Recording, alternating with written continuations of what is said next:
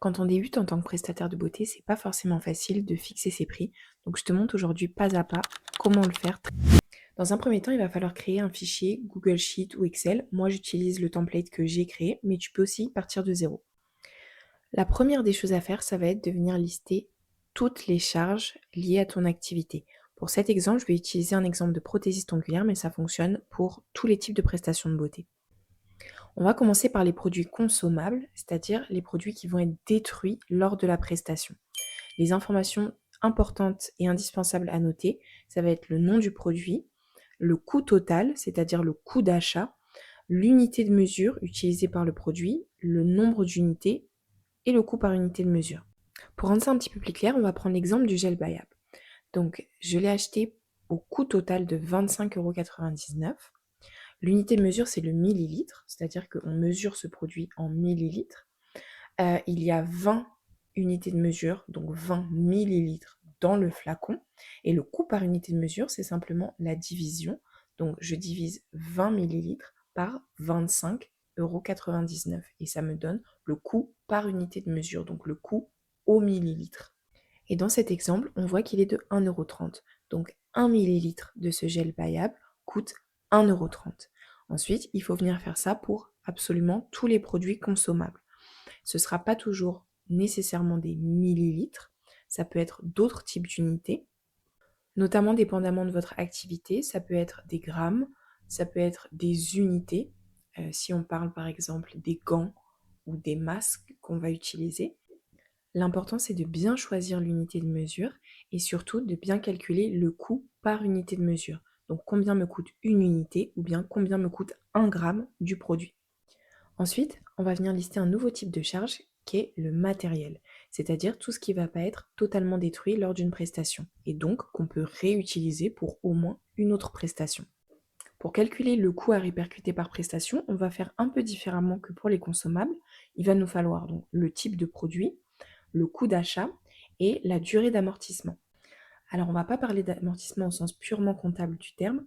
L'idée, c'est de comprendre que le matériel que vous avez, que ce soit votre mobilier ou vos ustensiles, ils s'usent au fur et à mesure des prestations. Et à la fin, il va falloir les remplacer. Il faut qu'au moment où vous le remplaciez, vous ayez réussi à amortir le coût d'achat dans vos prestations. Donc la durée d'amortissement, ça va être le temps que vous estimez garder cet objet, cette table, cette paire de ciseaux par exemple. Ça peut être 1 an, ça peut être 1 mois, il faut l'indiquer. Une fois qu'on a déterminé cette durée, il va nous falloir le nombre de prestations en moyenne par semaine que vous faites. Ça peut être une moyenne lissée sur l'année, malgré que l'activité soit peut-être saisonnière. Essayez de faire une moyenne. Une fois qu'on a ces chiffres, il va falloir faire un calcul que je vous mets à l'écran, mais que je vais vous expliquer tout de suite. Donc attention, cette formule, elle est valable uniquement si vous indiquez la durée d'amortissement en mois. Donc 1 pour 1 mois, 5 pour 5 mois par exemple. Donc la formule que vous allez mettre, c'est le coût d'achat divisé par le nombre de prestations par semaine, ici c'est 30, fois 4,33, c'est-à-dire le nombre de semaines en moyenne par mois sur un an, fois la durée d'amortissement. Et ça va vous donner la petite partie du coût à répercuter sur chacune de vos prestations. Si je prends par exemple ma dernière ligne pour le repousse cuticule, ça va faire 6 centimes à répercuter par prestation. Et le dernier type de charge, c'est les charges indirectes, donc celles qu'on ne peut pas imputer directement à une seule prestation, comme par exemple le loyer ou l'électricité. Ce sont des charges qui vont être communes à plusieurs prestations. Et donc là, l'idée, c'est un peu la même chose. Je vais prendre le coût total mensuel que je vais diviser par le nombre de prestations par semaine, dans mon exemple 30, fois 4,33. Et ça va me donner, encore une fois, le coût à répercuter pour chacune des prestations. Cette étape, elle peut être un petit peu longue, mais c'est vraiment important de bien prendre le temps de tout lister, absolument tout, même les toutes petites charges auxquelles des fois on ne pense pas forcément. Une fois que ça c'est fait, on peut passer au calcul du prix de la prestation à proprement parler. Donc tous les calculs qu'on a fait auparavant, ça nous a simplifié la tâche pour qu'on puisse faire ça plutôt rapidement. Donc là, j'ai pris l'exemple pour un gainage. On va d'abord commencer par lister tous les consommables.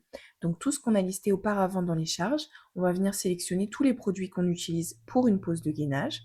Ce qui va être important à cette étape, c'est de déterminer quelle est la quantité qu'on utilise. Pour tout ce qui va être les produits à l'unité, comme les gants ou les masques, c'est relativement simple. Mais pour ce qui va être, par exemple, les liquides comme les gels, l'alcool, par exemple, il va falloir aller déterminer combien est-ce qu'on en utilise, combien de millilitres on utilise pour une pause. Deux options, soit si on a déjà de l'expérience, on peut essayer de déterminer combien est-ce qu'on peut faire de pause en moyenne avec un flacon, combien de temps est-ce qu'il nous dure, ou alors on peut s'appuyer sur les sites des marques qui des fois indiquent en moyenne combien de pauses est-ce qu'on peut faire avec leurs produits.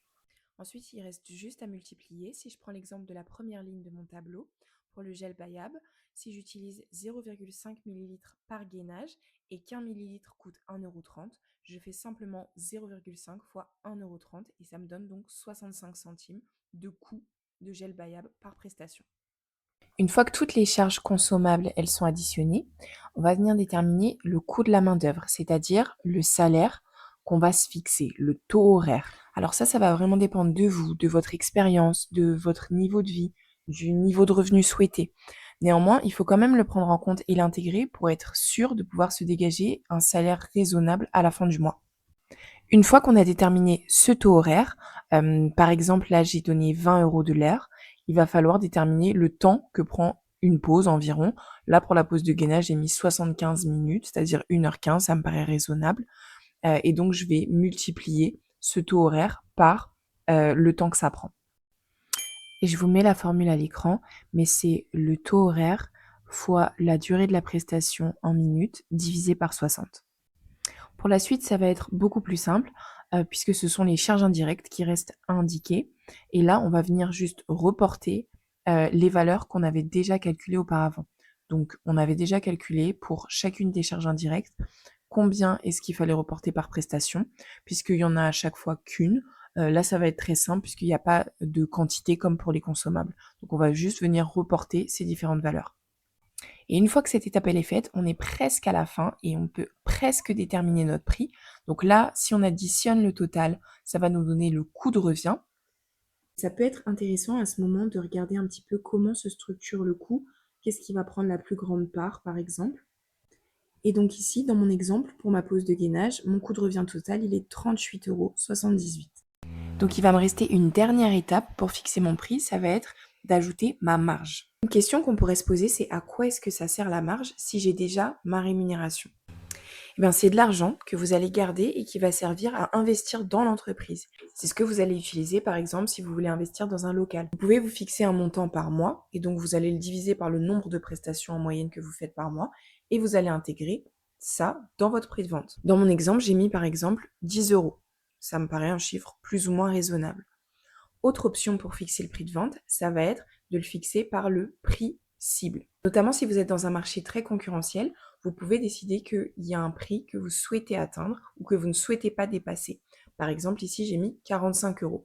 Et donc, la différence entre mes 38 € et mes 45 €, ça va être ma marge. L'important, c'est que le prix cible soit quand même toujours plus important que le coût de revient total. Une fois que vous avez fait ça, vous avez normalement un prix de vente qui est cohérent et rentable. Si ça vous intéresse, le lien du fichier est dans ma bio. Et si jamais vous avez des questions, n'hésitez pas à me les poser en commentaire.